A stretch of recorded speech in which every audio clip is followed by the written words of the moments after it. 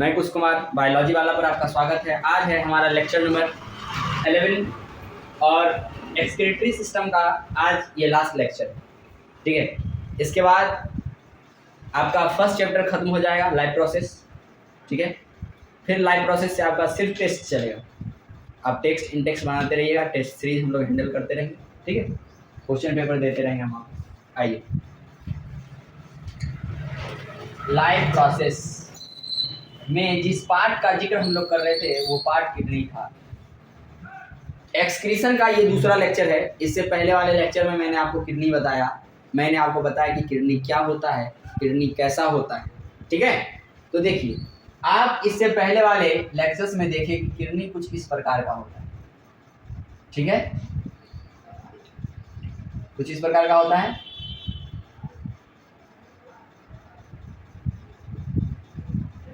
यहाँ से यूरेटर निकलता है, ये यूरिनरी ब्लैडर में जाकर खुलता है और ये यूरिनरी ब्लैडर यूरेथ्रा में जाता है। ऐसा कुछ देखते हैं, ठीक है।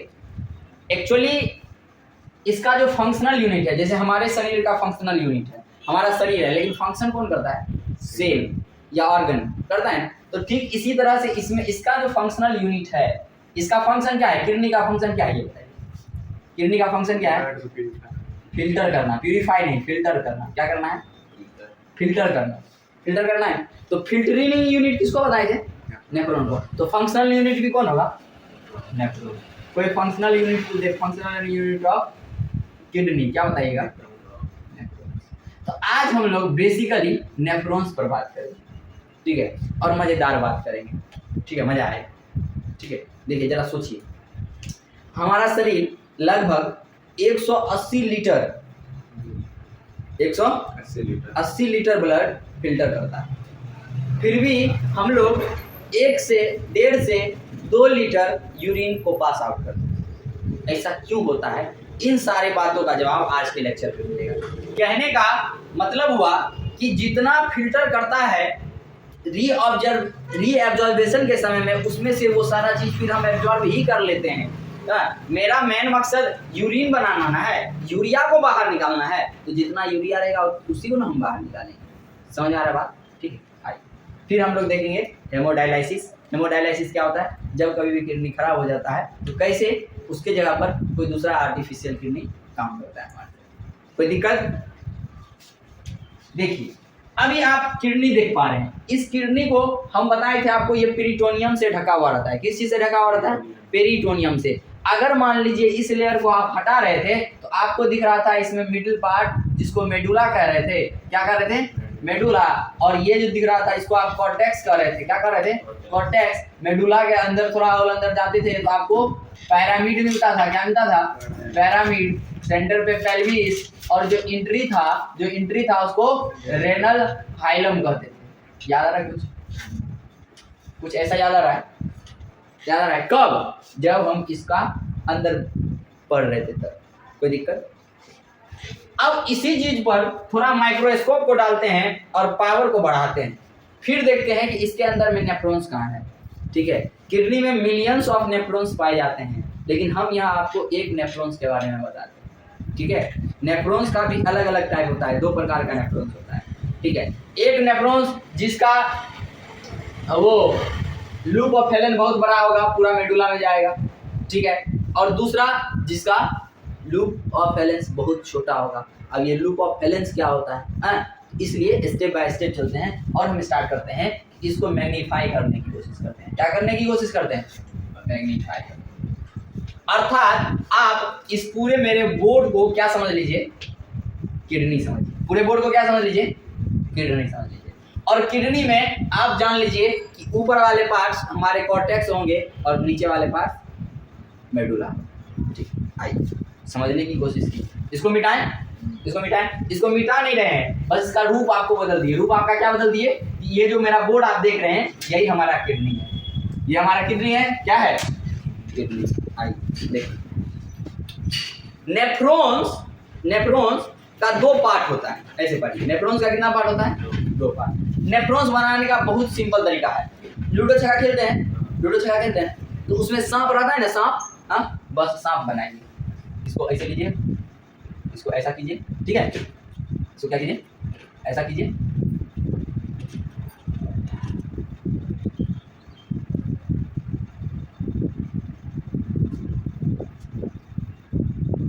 ये हुआ सांप, ये क्या हुआ सांप। आप जैसा ऊपर से किए थे ना वैसा नीचे से एक बार और कर दीजिए।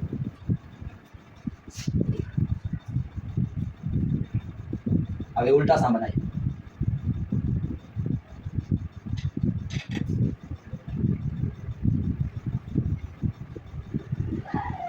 देखिए ये इंपॉर्टेंट है, ये आएगा स्ट्रक्चर आएगा, ये स्ट्रक्चर आएगा। कितना आसानी से हम बना रही है देखते चलिए बस।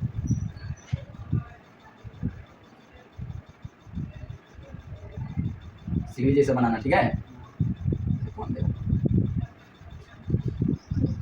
परफेक्ट बायोलॉजी का स्टूडेंट होने के नाते आपका डायग्राम बहुत अच्छा होना चाहिए। जितना अच्छा डायग्राम होगा उतना अच्छा कॉन्सेप्ट होगा। कोई दिक्कत? चलिए ध्यान से देखिए, ध्यान से क्या बोले हम, ध्यान से देखिए क्या बोले हैं, ध्यान से मतलब आंखें खोलिए सर, आंख से देखें तो ध्यान से आंखें खोलिए, देखिए ध्यान से देखिए। ये यहाँ से हम इसको डिवाइड करते हैं, ध्यान से देखिएगा। ब्लैक कलर का जो आपको दिख रहा है यहाँ से हम इसको क्या किए हैं, डिवाइड। क्या किए हैं, डिवाइड। ये ऊपर वाला पार्ट मेरा हो गया कॉर्टेक्स, क्या हो गया कॉर्टेक्स। ये पूरा मेरा किडनी था ना, ये हो गया हमारा, और ये हो गया हमारा मेडुला। कितना गर्दा मजा आएगा पढ़ने में। क्या हो गया मेडुला, ठीक है। ध्यान सुनिए, ऊपर वाला पार्ट क्या हो गया कॉर्टेक्स, नीचे वाला पार्ट क्या हो गया, इसको ज्वाइन कर दीजिए, जो क्या कप लाइक स्ट्रक्चर। क्या हो गया कप लाइक स्ट्रक्चर। तो ये कप लाइक स्ट्रक्चर्स को कहते हैं बोमेंस कैप्सूल। क्या कहते हैं, बोमेंस कैप्सूल। क्या कहते हैं इसको, बोमेंस कैप्सूल। ध्यान सुनिएगा, ध्यान सुनिएगा। हम क्या बोल रहे हैं, हम क्या बोल रहे हैं कि नेफ्रॉन्स को हम लोग दो पार्ट में पढ़ रहे हैं। नेफ्रॉन्स को कितने पार्ट में पढ़ रहे हैं, दो पार्ट में। या तो एक पार्ट को बोमेंस कैप्सूल कर लीजिए या उसको रीनल कॉर्पस्कल्स कर लीजिए। क्या बोल, या तो उसको बोमेंस कैप्सूल कर लीजिए या तो उसको रेनल कैप्सूल्स कर लीजिए। कोई दिक्कत, कोई दिक्कत, सॉरी रेनल कॉर्पस्कल्स कर लीजिए। और दूसरा जो पार्ट होता है वो होता है रेनल टिब्यूल्स। क्या होता है, रेनल टिब्यूल्स। यानी नेफ्रॉन्स का भैया दो पार्ट बताएं, एक बताएं कि रेनल कॉर्पस्कल्स और दूसरा बताएं रेनल टिब्यूल्स। कोई दिक्कत, कोई दिक्कत। नाम से पता चल रहा है कि रेनल कॉर्पस्कल्स जो है वो बोमेंस कैप्सूल है, ठीक है। और रेनल टिब्यूल जो है वो ट्यूब के जैसा जो भी स्ट्रक्चर आपको दिख रहा है वो रेनल टिब्यूल्स है, ठीक है। अब ये रेनल टिब्यूल्स को तीन पार्ट में पढ़ेंगे। कितने पार्ट में, तीन पार्ट में। पहला पार्ट पीसीटी कहलाएगा। तो पी से पहला और पी से पीसीटी, यानी पहले पार्ट को क्या नाम देंगे, पीसीटी। बोले तो प्रॉक्सिमल कॉन्वोल्यूटेड टिब्यूल्स। क्या बोलेंगे, प्रॉक्सिमल कॉन्वोल्यूटेड टिब्यूल्स। कोई दिक्कत। अब देखिए दूसरा पार्ट जो यू का शेप ले रहा है, क्या ले रहा है, यू का, तो उसको कहते हैं हेलेंस लूप। उसको क्या बोलते हैं, हेलेंस लूप, हेलेंस लूप। या कहीं पर यही लिखा रहता है लूप ऑफ हेलेन। क्या लिखा रहता है, लूप ऑफ हेलेन। कोई दिक्कत, कोई दिक्कत। चलिए अब ध्यान से देखिए, अब ध्यान से देखिए। ये ऊपर से नीचे आ रहा है, तो ऊपर जो रहता है वो बड़ा आदमी रहता है, तब ना नीचे छोटा आदमी रहता है। तो बड़ा से छोटा आता है कोई चीज तो उसको असेंडिंग कहते हैं कि डिसेंडिंग, डिसेंडिंग। अरे इतना कंफ्यूज तक है, डी बड़ा या ए बड़ा। तो डी के बाद क्या आता है, D S C E N D I N G आता है ना, तो डी बड़ा ना हो गया, बड़ा से छोटा की तरफ जाएगा। ए यहाँ क्या है, छोटा है, ए के बाद में बी आएगा, तो A S C E N D, A छोटा की तरफ, छोटा से बड़ा जाएगा असेंडिंग, अब बड़ा से छोटा जाएगा तो डिसेंडिंग। चलो देखो यहाँ ध्यान दो। तो ऊपर से नीचे आ रहा है तो क्या हो गया, डिसेंडिंग। क्या हो गया, डिसेंडिंग। तो इसको एक स्पेशल नाम दिए, उसको कहें डिसेंडिंग लूप। क्या बोले, डिसेंडिंग लूप ऑफ हेलेन। क्या बोलेंगे, डिसेंडिंग लूप ऑफ हेलेन, या बोलेंगे डिसेंडिंग लिम्ब ऑफ हेलेन्स लूप। कोई दिक्कत, डिसेंडिंग लिम्ब ऑफ हेलेन्स लूप। ये जो दूसरे पार्ट आप देख रहे हैं, चूंकि ये नीचे से ऊपर हम चढ़ रहे हैं, ठीक है, इसको कहते हैं असेंडिंग लूप ऑफ हेलेन या असेंडिंग लिम्ब ऑफ हेलेन्स लूप। कोई दिक्कत। अब इसके बाद जो आया, अभी हम 3 पार्ट बोले, तो ये पहला पार्ट, ये दूसरा पार्ट, तीसरा पार्ट जाता है उसको कहते हैं DCT, यानी डिजिटल कॉन्वोल्यूटेड ट्यूब्यूल्स। कोई दिक्कत? कोई दिक्कत? ये जो आप देख रहे हैं ये नेफ्रॉन्स का पार्ट नहीं है, ध्यान सुनिएगा, ये नेफ्रॉन्स का पार्ट नहीं है। ये क्या करता है कि इसमें से आ रहे सारे चीजों को कलेक्ट कर लेता है। क्या कर लेता है? कलेक्ट। यानी DCT जो है ये जाकर कहाँ खुलता है? कलेक्टिंग डक्ट में। कहाँ खुलता है? कलेक्टिंग डक्ट में। यानी ये एक तरह का पाइप है जिसमें इस सारी चीजों को कलेक्ट किया जाए। ठीक है, तो इसको कहेंगे कलेक्टिंग डक्ट। इसको क्या कहेंगे? Collecting duct. कोई दिक्कत? कोई दिक्कत? कोई परेशानी? चलिए अब देखिए, अब ध्यान से देखिए। अब जो हम रेड कलर का बना रहे हैं, रेड कलर से जो बनाएंगे वो हम बनाएंगे ब्लड कैपिलरीज। क्या बनाएंगे? Blood capillaries. क्या बनाएंगे? ब्लड। देखिए ये सब नाम याद रखिएगा, हम मिटा रहे हैं क्योंकि मेरे पास जगह नहीं है उतना। ये याद रखिएगा कि नीचे वाले को मेडुला करेंगे और ऊपर वाले को, ठीक है। अब ध्यान सुनिए, अब ध्यान सुनिए। याद होगा हम आपको पढ़ाए थे, हम आपको पढ़ाए थे, क्या पढ़ाए थे?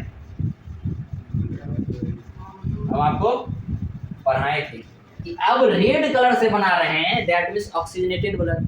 तो ऑक्सीजनेटेड ब्लड कौन से पाइप से जा रहा होगा? आर्टरी से। और कौन से आर्टरी से आ रहा होगा? रेनल आर्टरी से। कौन से आर्टरी से आ रहा होगा? Renal artery. जब वही आर्टरी और डिवाइड होकर, क्या बोले, मान लो ये किडनी है, यहाँ देखो, यहाँ देखो, यहाँ देखो, ये देखो, ये किडनी है। यहाँ क्या था? आर्टरी आया, इसमें घुसा था ना रीनल आर्टरी। अब ये अंदर गया, तो कहाँ गया? कॉर्टेक्स में गया। कहाँ गया? कॉर्टेक्स में गया। ये थोड़ा और डिवाइड हुआ, तब ये जाके कहाँ चला गया? Bowman's capsule. कहाँ चला गया? Bowman's capsule.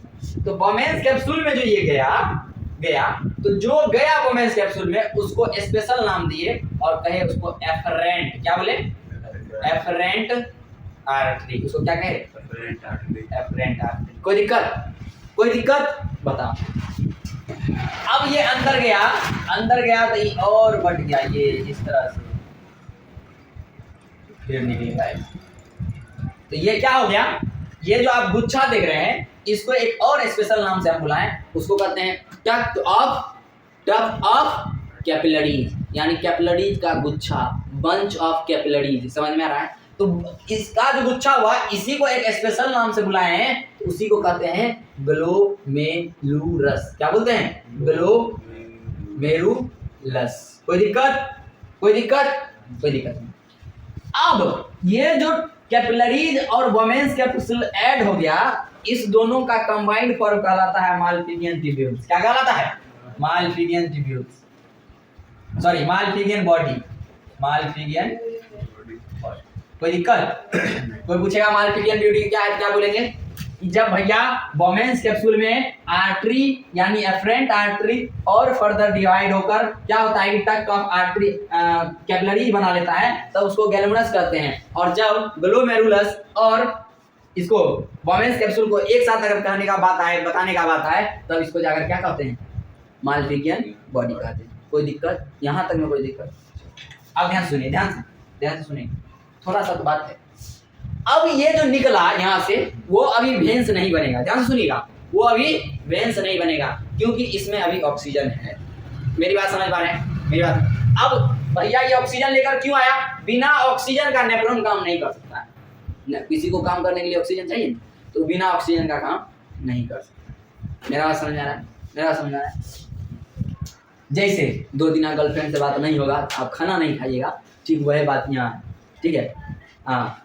अब इधर देखिए, अब ये यहाँ से निकला, तो ये जो निकला यहाँ पर आने वाला एफरेंट आर्टरी और जाने वाला इफरेंट आर्टरी, E-E-A-E-I-O-U वोवेल्स। ध्यान सुना, आने वाला एफरेंट और निकल के जाने वाला इफरेंट, यानी जो इसमें आया वो एफरेंट था और जो यहाँ से निकलेगा वो इफरेंट। क्या होगा? इफरेंट। क्या होगा? Efferent artery. कोई दिक्कत? कोई दिक्कत? अब यही आर्टरी आगे आएगा इस तरह से, इस तरह से, इस तरह से, इस तरह से, इस तरह से, इस तरह से, इसके ऊपर क्या करेगा, ये फॉर्मेशन करेगा, किसका, कैपिलरीज का। किसका फॉर्मेशन करेगा, कैपिलरीज। तो खुजला पर चलने के बाद ऐसी हो गया, चल कोई बात नहीं, फिर भी हम कोशिश कर रहे हैं।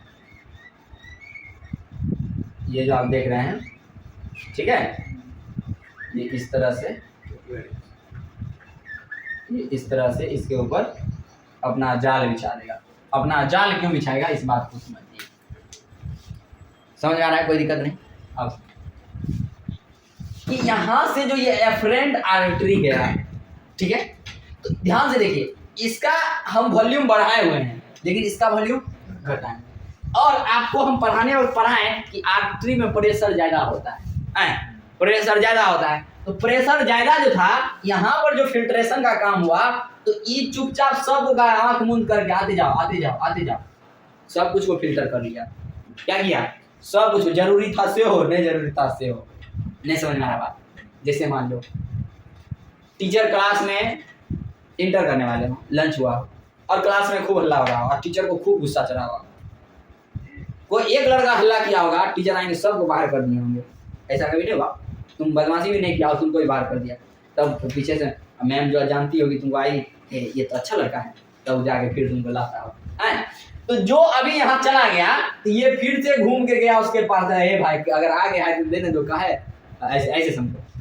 बैट बॉल खेलेगा, किसी आंटी के घर पर तुम्हारा बॉल चला जाए और आंटी खड़ूस हो, ठीक है, तब क्या करेगा, जाएगा aunty I love you they दिया, मारेगी, हिला देगी, समझा। क्या करता है, बगल में जाता है, घूमते रहता है, डर मन आता है, अब दे देंगे अब दे देंगे। अब कोई कुछ खाता है, तुमको मांगने का मन हो, तुम नहीं मांग सकता है, क्या करता है, उसके अगल बगल जाकर घूमता है, उसका तनी तारीफ करता है। तो वही बात, इसको दे दिया था, अब लेने के लिए फिर से जाल बिछा दिया कि कहीं अगर ये चला गया तो हम इसको ले लेंगे। मेरी बात समझ पा रहे हैं, मेरी बात समझ पा रहे हैं। चलिए, तो अब क्या हुआ, ये इसके अंदर आ गया, ठीक है, कैपिलरी, ठीक है। ऐसा कैपिलरीज जो इस यू वाले स्ट्रक्चर को यानी हेलन ल्यूब को घेरे रहता है, उसको कहते हैं भासा रेक्टा। उसको क्या कहते हैं, भासा रेक्टा, याद रखिएगा, उसको क्या कहते हैं, भासा रेक्टा। उसको क्या कहते हैं, भासा रेक्टा। ध्यान से सुनिए, ध्यान से सुनिएगा, ध्यान से। अब हम इसके अलग अलग फंक्शन पर बात करते हैं। आप समझ गए कि इसमें कैपिलरीज कैसे बिछा हुआ रहता है। देखिए कैसे समझिएगा, सोचेंगे। अब ये आया, इधर आया, मान लीजिए यहाँ गया, यहाँ से यूरिन निकल गया, ठीक है। और देखिए ये जो कैपिलरीज आप देख रहे हैं, ये कैपिलरीज आगे जाकर वेन्स से कनेक्ट हो जाएगा। किससे कनेक्ट होगा, वेन से। अब फिर ये वेन्स ब्लड को कहाँ भेजेगा, हार्ट में, फिर हार्ट से ब्लड कहाँ जाएगा, लंग्स में, लंग्स से फिर ब्लड कहाँ आएगा, हार्ट में, फिर हार्ट से ब्लड कहाँ जाएगा, पूरे बॉडी में। तो आप समझे कैसे फिल्टर हो जाएगा, समझ में आया बात। तो ये क्या हुआ, यहाँ पर दिया इसको सब कुछ, सब ले ले ले ले ले ले लेगा, वो ऐसा आएगा, रुको रुको रुको रुको, पागल हो गए क्या, सब दे दिया, तो साइड, इसको साइड मानो, क्या साइड, चल समझ, दिल पर मत लेना, मजाक कर रहे हैं। चल, अब क्या हुआ कि ये सारा का सारा इसमें आ गया, इसमें आ गया, इसमें आया, तो इसके जस्ट बाद कहाँ आएगा, पीसीटी में। अब समझिए 70 से 80%, क्या बोल रहे हैं, सुनिए, 70 से 80% का फिल्ट्रेशन जो है वो कहाँ हो जाता है, पीसीटी में हो जाता है। पीसीटी का फुल फॉर्म बताओ, वहां पर तो लिख ले है, तुम बताओ ना, फिर देख रहा है। बोल बोल प्रो, बोल प्रो, प्रो मतलब होता है पहले, प्रो मतलब क्या होता है, पहले। बोलेंगे प्रॉक्सिमल, क्या बोलेंगे, प्रॉक्सिमल। कॉन्वोल्यूटेड मतलब होता है घुमा हुआ, कॉन्वोल्यूटेड मतलब घुमा हुआ, कॉन्वोल्यूटेड मतलब घुमा हुआ, और ट्यूब्यूल्स मतलब ट्यूब के जैसा। तो ये क्या हो गया, proximal convoluted tubules. Proximal convoluted tubules में 70 to 80% फिल्ट्रेशन हो जाता है। अब ऐसा इसमें क्या है जो 70 से 80% फिल्ट्रेशन हो जाता है, इस बात को समझिए। क्लास 9 में हम आपको बताए होंगे कि इसमें क्यूबॉइडल इपिथेलियम का लेयर रहता है। तो इसका मतलब ये नहीं है कि इसके पास क्यूबॉइडल इपिथेलियम नहीं रहता होगा। इसके पास तो क्यूबॉइडल इपिथेलियम रहता है, इसके पास भी रहता है, लेकिन इसके पास उस क्यूबॉइडल इपिथेलियम में एक फाइन स्ट्रक्चर रहता है, हेयर लाइक सब्सटेंस रहता है, जो क्या होता है कि सरफेस एरिया को बढ़ाता है। क्या बोल रहे हैं? सरफेस एरिया को बढ़ाता है। मान लीजिए ये मान लीजिए आप स्क्वामस क्यूबॉइडल इपिथेलियम बिछा हुआ है यहाँ पर, ठीक है। तो इसके ऊपर में क्या है? इस हेयर लाइक सब्सटेंस, ये एक फिंगर लाइक हो गया ना, इस सरफेस एरिया को इंक्रीज करता है। यानी ये जो ब्रश लाइक स्ट्रक्चर आप देख रहे हैं, ये दूसरे के पास नहीं है, ये सिर्फ पीसीटी के पास है, यानी प्रॉक्सिमल कॉन्वोल्यूटिव ट्यूब्यूल्स के पास है। इसीलिए 70 से 80% एब्जॉर्बेशन कौन कर लेता है? ये कर लेता है। समझ आ रहा बात? कोई दिक्कत? इनका काम होता है कि आयन और पीएच बैलेंस बनाकर, क्या बोले?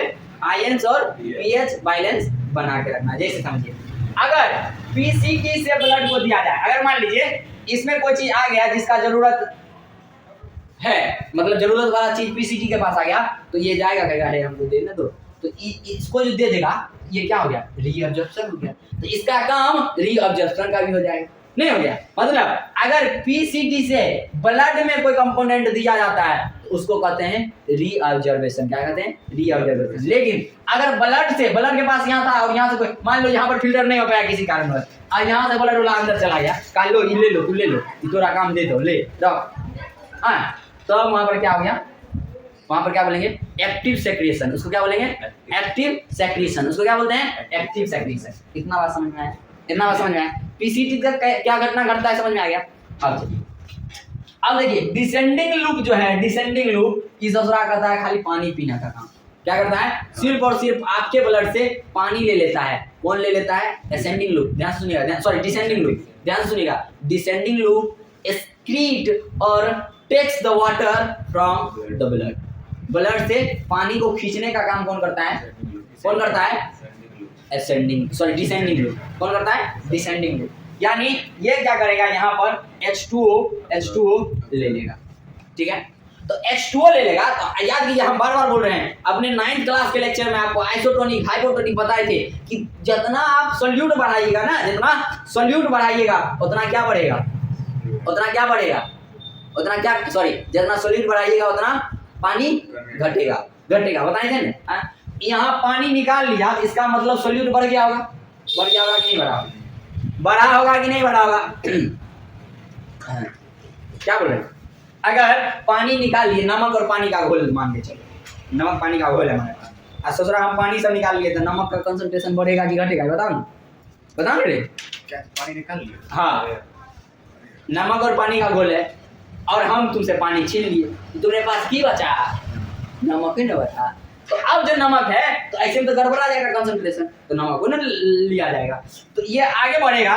और ये जो आप देख रहे हैं असेंडिंग लूप, यहाँ पर एक्टिव और पैसिव ट्रांसपोर्ट के द्वारा, एक्टिव और पैसिव करने का मतलब या तो ये अपने आप निकल जाए, नहीं तो इसको धक्का देकर भी निकाला जा सकता है। किसको? नमक को। यानी ये जो आप असेंडिंग लूप देख रहे हैं, इससे क्या होगा? साल का सेक्रेशन होगा। किसका होगा? साल का। कोई दिक्कत बताओ, कोई दिक्कत है तो बोलो। क्या बोले? यहाँ पर जो होना था सो हुआ, ठीक है। ये घटना जैसे ही आगे आया हेलेंस लूप में, तो हेलेंस लूप का दो पार्ट था, डिसेंडिंग लूप और असेंडिंग लूप। डिसेंडिंग लूप क्या करता है कि पानी को ले लेता है, और जैसे जैसे ये आगे बढ़ता है, असेंडिंग लूप जो होता है वो दूसरा नमकों को छीन लेता है। कहता नमक को आ जाओ तुम मेरे पास। मेरा बात समझ में आया? कोई दिक्कत नहीं आता? चलिए आप इसे हल कर सकते हैं। अब ये चीज कहाँ चला गया? डीसीटी में। कहाँ चला गया? डीसीटी में। डीसीटी का full form digital convoluted tubules. यानी ये रेयर केस है, कंडीशनल है। ये क्या है? कंडीशनल है। यहाँ पर कंडीशनल रीअब्जॉर्प्शन होता है। बहुत ज्यादा केस में मान लीजिए इधर बहुत गड़बड़ी था, तो चलो यहाँ आ गया, तो यहाँ पर जाकर उसको फिल्टर आउट करेगा। रेस्ट ये जाकर किससे मिल जाएगा? कलेक्टिंग डक्ट से मिल जाएगा। कलेक्टिंग डक्ट में क्या किया जाएगा? यहाँ पर भी अगर कोई चीज आ गया जिसका जरूरत ब्लड को है, वो ले लेगा। रीअब्जॉर्प्शन यहाँ पर भी होगा। जब सब कुछ ले लेगा, तब जो आपके पास यूरिन बचेगा, यूरिन उसको कहेगा ससुरी निकलो, यूरिया है, यूरिया को अलाउ नहीं किया जाता है यहाँ, यूरिया नॉट अलाउड है। क्या कहता है? यूरिया नॉट अलाउड है। ठीक है, क्या कहता है? यूरिया नॉट अलाउड है। कितना बात समझ में आया? समझ में आया?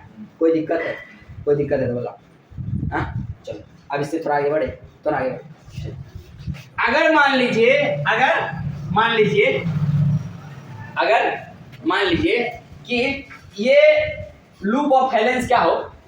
छोटा हो। क्या बोलते हैं? लूप ऑफ हेलेंस बहुत छोटा हो। क्या हो? बहुत छोटा हो। तब उसको कहते हैं कॉर्टिकल। क्या बोलते हैं? Cortical nephrons. क्या बोलते हैं? Cortical nephrons. क्यों बोलते हैं भैया? क्योंकि ये तो सोलर कॉर्टेक्स से तक रह जाएगा, 70-80% इसका एरिया कॉर्टेक्स से में रह जाएगा। समझा? इसके लिए इसको बोलते हैं, क्या बोलते हैं? Cortical nephrons. इसमें भाषा रेखा नहीं होगा। क्यों नहीं होगा? क्योंकि हेलेंस लूप नीचे आ जाएगा, तब उसको कैपिलरीज घेरेगा, नहीं के बराबर होगा। और ऐसा जो लॉन्ग ट्यूब्यूल्स होता है और नीचे तक जाता है उसको कहते हैं जक्स्टा। क्या बोलते हैं? जक्स्टा। JUXTA, juxta. बोल दो, क्या बोलते हैं? Juxta medullary. क्या बोलते हैं? जक्स्टा मेड्यूलरी नेफ्रॉन्स दो प्रकार का होता है on the basis of Helens loop. कोई दिक्कत? कोई दिक्कत है तो बताओ। नहीं दिक्कत। अब सोचो अगर ईसोसरी खराब हो जाए तब क्या हो? पहले इसको कति करो फिर उस पर। तो बेसिकली आप क्या समझ गए कि नेफ्रॉन्स का काम क्या होता है? ब्लड को फिल्टर कर देना, ब्लड में जो गंदगी है, जो वेस्ट मटेरियल है, उसको कलेक्टिव डक्ट को दे देना। और कलेक्टिव डक्ट का काम है वो आगे जाकर क्या करे? पैरामिड में जाए, पेल्विस में जाए, पेल्विस से क्या करे? और हाइलम्स के थ्रू नीचे यूरेटर में जाए, यूरेटर से यूरेथ्रा, यूरिनरी ब्लैडर में जाए, यूरिनरी ब्लैडर से यूरेथ्रा में जाए। इस तरह से स्प्लिट आउट हो जाता है। तो अगर मान लीजिए ये खराब हो जाए तो खराब होगा तो हमको उसमें भी तो वही काम करना पड़ेगा। इसमें क्या किया? आर्टरी से ब्लड लिए और उसको फिल्टर किए। एक फिल्टर का जरिया किसको बनाए? नेफ्रॉन को बनाए। तो हेमोडायलिसिस जो है आर्टिफिशियल जो है उसको भी क्या करेंगे? आर्टरी में से जो ब्लड आ रहा होगा उसको खींचेंगे, एक फिल्टर में डालेंगे और उसको क्या करेंगे? फिल्टर करने के बाद फिर उसको किससे कनेक्ट कर देंगे? किससे कनेक्ट कर देंगे? वेन से। अब वेन से जैसे ही कनेक्ट होगा तो वेन उस ब्लड को ले जाकर कहाँ डाल देगा? हार्ट में, हार्ट उसको लंग्स में, लंग्स फिर उसको हार्ट में, हार्ट से फिर पूरे बॉडी में दौड़े। समझ में आया? समझ आया? तो अगर मान लीजिए कि ये नेफ्रॉन काम करना बंद कर दे तो क्या करेंगे? ठीक है, आइए इसी बात को अभी समझने की कोशिश करते हैं। इससे पहले एक बार इसका पाथवे अगर मान लीजिए कोई आसानी से आपसे पूछे कि भैया नेफ्रॉन्स क्या करता है। अब मान लीजिए हम किडनी को बंद कर रहे हैं, किडनी को बंद कर रहे हैं, इसको मिटाएं। मान लो हम किडनी को बंद करते हैं। क्या करते हैं?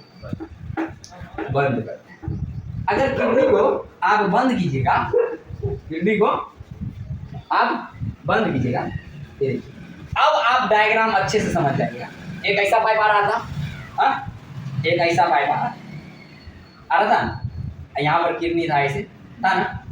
अब आप समझे रेनल आर्टरी, ये रेनल वेन हो गया, ये रेनल आर्टरी हो गया, इसके अंदर ये गए थे आप, इस तरह से गए थे ना। ठीक, इसके अंदर पैरामेड था, मेडुला था, ऐसा था। तो अब आप इसको अच्छे से समझ सकते हैं। ये आगे जाकर हाइलम से आया तो ये जाके यूरेटर, इसमें इंक डाला, हाइलम से गया, ये यूरेटर निकला और ये यूरेटर जाकर यूरिनरी ब्लैडर हो गया, यूरेथ्रा से कितना बात समझ गया? कोई दिक्कत? अब एक बार आप हमको पढ़ाइए, अब आप हमको पढ़ाइए। क्या पढ़ाइएगा? सुनिए। सबसे पहले कहाँ से आया? अबे आर्टरी से। इतना जल्दी भूल गया? ब्लड कहाँ से आया नेफ्रॉन के पास? सबसे पहले आर्टरी से आया। किससे आया? आर्टरी से ब्लड आया। जिस आर्टरी से आया उस आर्टरी को नाम दिए एफरेंट आर्टरी। इसको क्या कहे? Efferent artery. कोई दिक्कत? इस एफरेंट आर्टरी से ब्लड कहाँ गया? मालफिगियन ट्यूब्यूल्स में। कहाँ गया? मालफिगियन बॉडी में। किसमें गया? मालफिगियन बॉडी में। अब मालफिगियन बॉडी क्या है? Bowman's capsule plus glomerulus. मारेंगे, ये सब नहीं याद रहा। इसके बाद ये कहाँ जाएगा? पीसीटी में। पीसीटी के बाद हेलेंस लूप में। ठीक है, हेलेंस लूप के बाद डीसीटी में। कहाँ जाएगा? डीसीटी में। ठीक है, डीसीटी के बाद अब यहाँ से कहाँ जाएगा? भेंस में। ये भेंस फिर इसको लेकर कहाँ जाएगा? हार्ट में। गंदा खून को भेंस कहाँ लेके जाता है? हार्ट में, हार्ट से फिर कहाँ जाएगा? लंग्स, लंग्स में, लंग्स से फिर कहाँ जाएगा? हार्ट में, और हार्ट से फिर कहाँ जाएगा? बॉडी में। फिर ऐसे करके फिर चलता रहेगा। इस तरह से फिल्ट्रेशन का काम हो जाएगा। कोई दिक्कत? कोई दिक्कत? ये एक ओवरव्यू था, ठीक है। अब यही काम करना होता है कहाँ जानते हैं? आर्टिफिशियल किडनी में। अगर मान लीजिए कि आप किसी को प्रपोज किए, और वो एक्सेप्ट नहीं करती है, आप उसको धमकी देते हैं, हम मर जाएंगे, हम ये कर लेंगे, हम वो कर लेंगे। अरे वो काहे मरेगा? मम्मी पास प्यार करता है ना, काहे मरेगा? लड़की जो तुमको रिजेक्ट की, एक्चुअली वो चाहती है कि तुम अच्छा हो जाओ। तो क्या चाहती है? तुम अच्छा हो जाओ, लेकिन तुम लोग सोच लेता है गलत। जो लड़की तुम्हारा एक्सेप्ट कर लिया है वो बहुत सुंदर है, रिजेक्ट कर उसको तो देखे थे परसों ही घूम रहे थे। अनामिका नंबर का एक लाइन है कि अगर है पास वो तो हिचकियाँ अच्छी नहीं लगती। समझ आया मतलब? हिचकी कब आएगा? जब दूर रही तब नहीं याद करी। आज गर्लफ्रेंड के साथ बैठा हिचकी याद, गर्लफ्रेंड को साई कौन याद कर रहा है? तुम हम तो पहले गले में, ठीक है। क्या क्या करती है? अगर है पास वो तो हिचकियाँ अच्छी नहीं लगती, बिना मौसम के बादल बिजलियाँ अच्छी नहीं लगती। मिले रिस्पॉन्स तो, ध्यान सुना, मिले रिस्पॉन्स तो लड़के बहुत तारीफ करते हैं।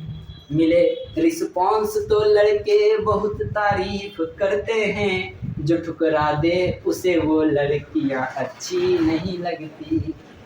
समझा? इसलिए सामान दो उसको भी, उसका रिस्पेक्ट हो सका तुम्हें रिस्पेक्ट से खुश होकर एक्सेप्ट कर, ठीक है। चलो क्या उस बात की बात है, हम क्या बताना चाहते हैं? हम यहाँ इसलिए बताएं कि मेरे दोस्त, तुमको अगर तुम्हारा किडनी खराब हो जाएगा तब तुम मर सकता है, अगर तुम्हारा लीवर खराब हो जाएगा तब तुम मर सकता है, अगर तुम्हारा हार्ट खराब हो जाएगा तब तुम मर सकता है। लेकिन Heena, Neena, Aarti, Kareena, xenon, radon, X, Y, Z, P, Q नहीं एक्सेप्ट करेगी तो कैसे मर सकता है यार? उसके अंदर कहाँ कैपिलरीज है? तुम्हारा कैपिलरीज जाके उसमें अटैच थोड़ी है जो फिल्टर आउट करने वाली हो जाएगी। किसी को फिल्टर आउट करने वाले मत बनाओ, अपने आप को फिल्ट्रेट रखो। समझा? क्योंकि ये सब चेहरा का खेल है। सब किसका खेल है? चेहरा का। आज कोई और सुंदर, कल कोई और तुमको सुंदर लगेगा, गारंटी है, ठीक है। समझ आ रहा है? क्योंकि सब किसका खेल है? फेस का। आजकल पते नहीं चलता है, फेसबुक उसको तुमको प्रेम हो गया, मिलने जाओ तो उसी से पूछना पड़ता है कि देखिए नहीं किस लड़की को आप पहचानते हैं, तब वही कहती है ये लड़की को आप नहीं जानते हैं, ये हम ही है। तो समझा बात? सुनो एक लाइन इस पर सुनाते हैं। नीर परा जब हीर पर पिघल गया श्रृंगार। यानी जब हीर थी अब वर्षा होने लगा, श्रृंगार का है। नीर परा जब हीर पर पिघल गया श्रृंगार। क्या बोले? नीर परा जब हीर पर पिघल गया श्रृंगार, छोड़कर रांझा भाग गया, चला गया हरिद्वार। समझ आया? इसलिए श्रृंगार रस से बच के रहो। कोई तुम्हें श्रृंगार लगा रहा है, तुमको यहाँ भी लग रहा है तुम्हारा कटने वाला है, श्रृंगार चीज है ऐसा नहीं। कोई श्रृंगार तुम तो बहुत अच्छा लगा है, तुम पढ़ने में तेज है, और तुमको तो मालूम है कि हम पढ़ने में तेज नहीं है, श्रृंगार काहे लगा रहा है हमने? जब पूछना उसे क्या बाबू क्या बात है, समझ जाओ तुम्हारा काटने आया है, ठीक है। यहाँ देखिए हम लोग पढ़ रहे हैं हेमोडायलिसिस। क्या पढ़ रहे हैं? हेमोडायलिसिस। हेमोडायलिसिस एक ऐसी प्रक्रिया है जिसमें हम लोग क्या करते हैं कि आर्टिफिशियल किडनी का यूज कर अपने शरीर को कुछ दिन तक चाहते हैं कि जीवित रख सकें, ठीक है। हाँ, एक किडनी के बदले में दूसरे किडनी का इस्तेमाल किया जा सकता है, लेकिन वो आपके आस पड़ोस का ही होना चाहिए, यानी आपके रिलेटिव में ही किसी का किडनी होना चाहिए, ठीक है। अब दूसरी बात समझिए, हेमोडायलिसिस में अभी हम आपको बताएं कि एक ऐसी प्रक्रिया जिसमें आप मशीन के बदौलत जीवित रहना चाहते हैं, ठीक है। तो आर्टिफिशियल किडनी एक ऐसा मशीन है जो आपके शरीर में बन रहे नाइट्रोजनस बेस को बाहर करती है, ठीक है। It is machine that is used to excrete out the nitrogenous base of our body. कोई दिक्कत समझने में नहीं। देखो होता क्या है कि जब आपका किडनी खराब हो जाता है तब क्या किया जाता है कि जो ये एफरेंट आर्टरी, ध्यान सुनिएगा, उसमें मार्कर डाला, ध्यान सुनिए, जो ये एफरेंट आर्टरी आ रहा था और यहाँ ये ग्लोमेरुलस बना रहा था, मान लो इसे, ये एफरेंट आर्टरी यहाँ आगे जाएगा तब ना फिल्टर होगा, इस दूसरा आर्टरी से, यानी आपके हाथ वाला जो आर्टरी है यहाँ से वो नीडल लगाया जाएगा, खींच लिया जाएगा। इस आर्टरी से एक पाइप निकलेगी जो आपके ब्लड को खींच रही होगी, ठीक है। इस ब्लड को 0 डिग्री सेल्सियस पर कोल्ड किया जाएगा, 0 डिग्री सेल्सियस पर कोल्ड किया जाएगा, ध्यान सुनिएगा। अब इसमें हेपरीन मिलाया जाएगा। हेपरीन इसलिए मिलाया जाएगा कि उसका गुत्था नहीं बन जाए, समझ आएगा, गट्ठा नहीं बन जाए, गुल्लक नहीं बन जाए, ठीक है, ताकि वो बहते रहे, ठीक है। फिर ये हेपरीन के बाद क्या होता है, एक ट्यूब में जाता है, जो ट्यूब क्या होता है, सेमी परमिएबल मेम्ब्रेन होता है। क्या होता है, सेमी परमिएबल मेम्ब्रेन का बना होता है, या कह सकते हैं कि वो सेलेक्टिवली परमिएबल मेम्ब्रेन का बना हुआ होता है, ठीक है, कोई दिक्कत। इससे क्या होता है कि इसमें से यहाँ से फिल्ट्रेट जाते रहते हैं, और इससे एक पाइप जुड़े हुए रहते हैं जो इसके गंदगी को बाहर निकाल रहा होता है। कोई दिक्कत। यहाँ एक प्योर डायलाइजर है जो इस पर क्या कर रहा है कि अपना प्योर प्रोडक्ट इसको दे रहा है, जिसका इसको। फिर इसमें से फिल्ट्रेट होने के बाद ब्लड को निकाला जाता है, ठीक है, एक पाइप से ब्लड को निकालकर उसको गर्म किया जाता है, ठीक है।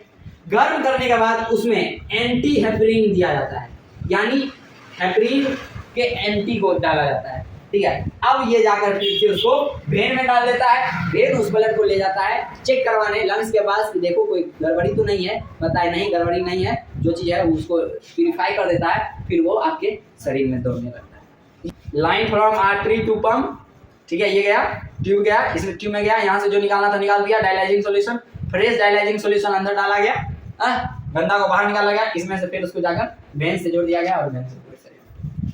ठीक, अब हम लोग बात करते हैं किसका, प्लांट का, ठीक है, ये तो ह्यूमंस का हुआ। प्लांट में क्या होता है सो समझिए। प्लांट में रेजिन्स या गम्स, क्या बोल रहे हैं, रेजिन्स या गम्स के थ्रू ये एक्सक्रीशन करता है। इससे पहले जिसके थ्रू एक्सक्रीशन करता है हम आपको बात कर रहे हैं अब, तो प्लांट में क्या होता है सो समझिए। प्लांट में इससे पहले हम आपको बता चुके हैं कि एक्सक्रीशन जो होता है, इससे पहले जो एक्सक्रीट आउट हो रहा था वो ज्यादातर किससे हो रहा था, स्टोमाटा से। CO2 का एक्सचेंज हो रहा था ना O2 में, O2 ने इसका गंदा था, O2 को ये बाहर कर दे रहा था, इसका वेस्ट मटेरियल तो O2 ना है, CO2 का तो इस्तेमाल करता है, ठीक है। इसके बाद अगर मान लीजिए इसमें वैक्यूल्स होता है, इसके पास क्या होता है, वैक्यूल्स होता है जो स्टोरेज का काम करता है, तो जो भी वेस्ट मटेरियल होता है वो वैक्यूल्स स्टोर करते रहता है, और जब उसको लगता है कि हम बहुत भारी हो गए हैं तो वो टूट कर गिर जाता है। यानी लीफ ब्रेकडाउन जो होता है ये भी एक तरह का क्या है एक्सक्रीटरी सिस्टम को फॉलो करने का, ठीक है।